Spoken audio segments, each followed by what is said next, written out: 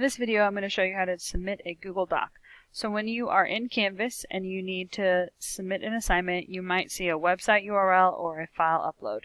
So for this assignment I need to turn in my syllabus for this class, which is a Google Doc that I have placed in my Google folder for this class. So I can see that I put it in the correct class, and so that's where I'll look for it later when I want to submit it.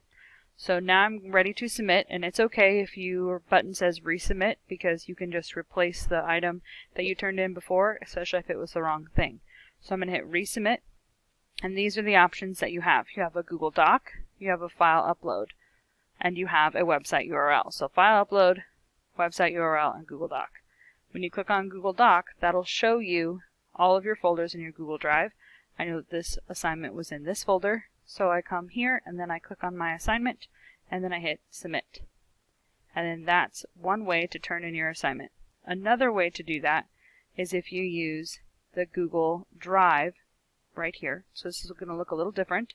I have to select the file, and if you had just opened it, it would be in your recents. So I don't see mine here, so I have to go to my Drive, and I've got to find my folder and then look for the assignment that I need to turn in. So I can click Add, Attach,